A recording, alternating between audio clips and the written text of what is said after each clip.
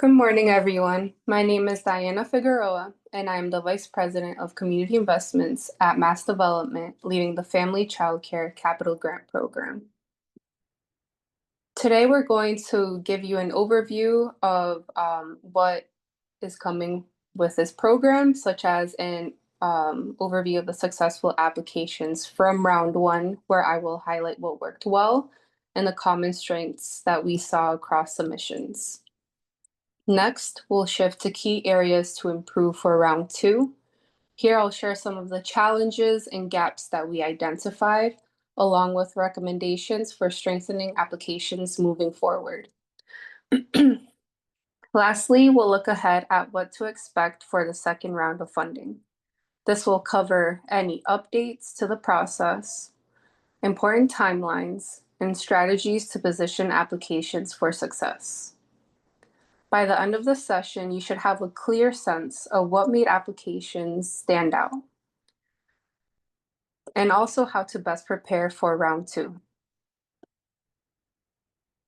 So here's a quick snapshot of round one awards. We received over 1,600 applications, and only 157 were awarded.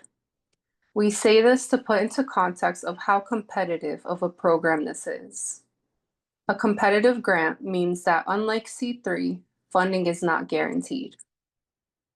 The types of projects that were most commonly funded included HVAC upgrades, such as improvements to heating and cooling systems, Tier 1 purchases of energy-efficient kitchen appliances, which we will go into the importance of energy-efficient projects in more detail later in this presentation, as well as installation of fencing and outdoor safety improvements to enable recreational use for your program. Lastly, another popular project category that was awarded in round one were home additions, such as bathrooms or sunrooms to support childcare use. Strong applications share a few key qualities. Firstly, they clearly outline the project with a defined scope of work, itemized costs, and a valid contractor.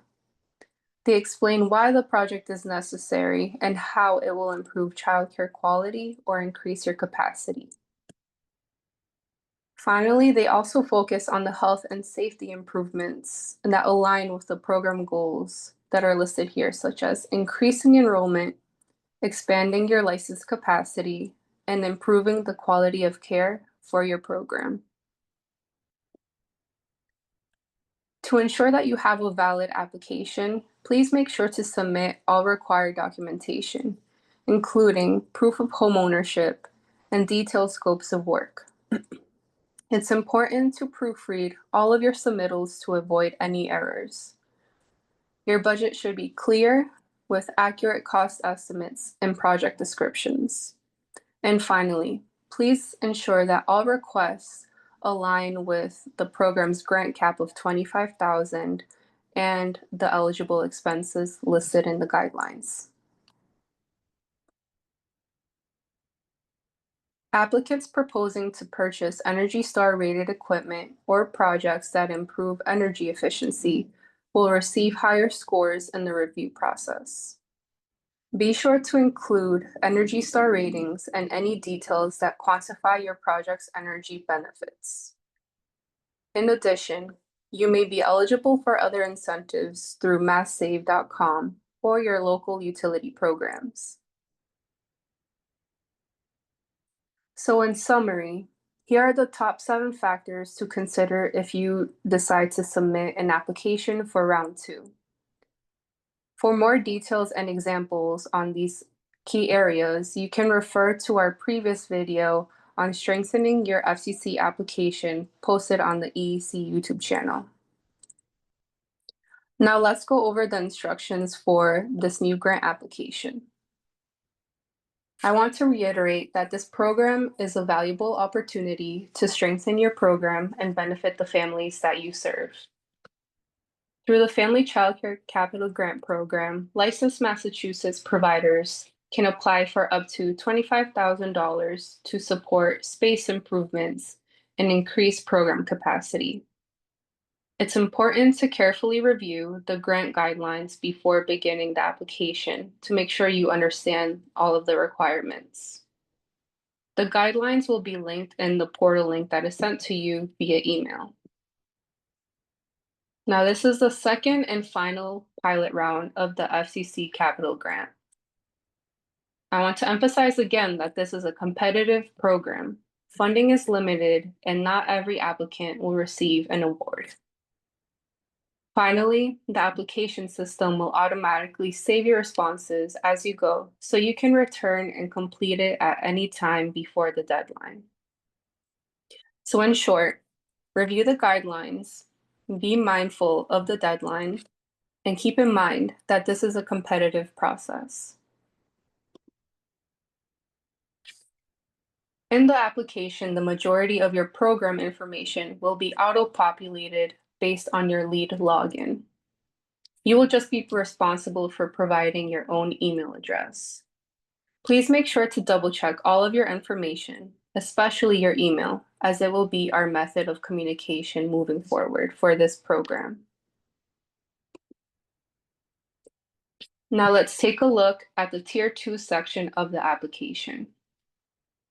For Tier 2 projects, you will need to provide a high-level breakdown of your estimated costs. This should give a realistic picture of where your funding will go. The form is divided into several categories, such as materials and supplies for things like wood, paint, lighting, or fixtures, permits and fees, such as for building permits or inspection fees that may be required for your construction projects.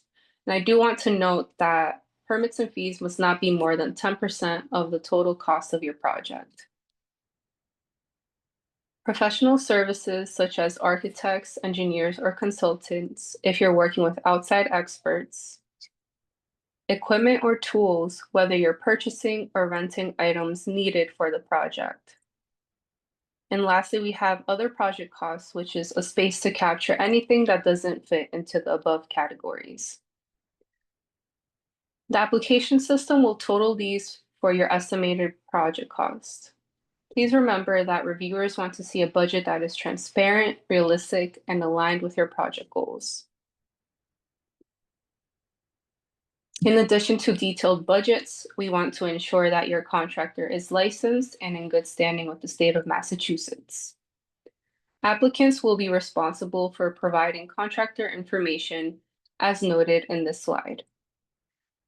The links in blue will direct you to state databases where you can search your contractor company name to make this process easier. Again, this is only required for Tier 2 projects and will not appear on your portal application if you select Tier 1 as your project category. If you weren't selected in round 1, we strongly encourage you to refine your requests and resubmit. Now I'm excited to share that the round 2 of the Family Child Care Capital Grant will officially launch on October 1st of this year. More details will be available on the Mass Development website, and the direct link will also be emailed to all eligible family child care providers. For this round, approximately $4 million in funding will be available. The goal remains the same, to support capital investments that help home-based childcare providers improve their quality of care, enhance their physical space, and expand program capacity. There are a couple of important updates to program eligibility. So to apply, providers must now be licensed and operating for at least 4 years. And for Tier 2 projects, before photos of the space will be required as part of the application. So whether you're reapplying or applying for the first time, this is a great opportunity to invest in the future of your program and the families that you serve. As you start preparing your application, there are a few key steps that will make the process smoother and set you up for success. First, identify a reliable contractor who can meet the specific needs of your project. Having a trusted professional on board early on will help you get accurate cost estimates and avoid delays down the road. Second, create a project timeline that works with your childcare schedule. The goal is to plan improvements in a way that minimizes disruptions for children and families in your program. And finally, remember that the application deadline is October 31st. Give yourself enough time to gather your documents, finalize your budgets, and review everything before submitting. By taking these steps now, you'll ensure your application is strong, realistic, and ready for review. Now, if you have any questions, you can also contact the help desk with any grant-related inquiries at 1-833-600-2074 or EEC grant support at mtxv2b.com. Best of luck with your applications, and thanks for tuning in.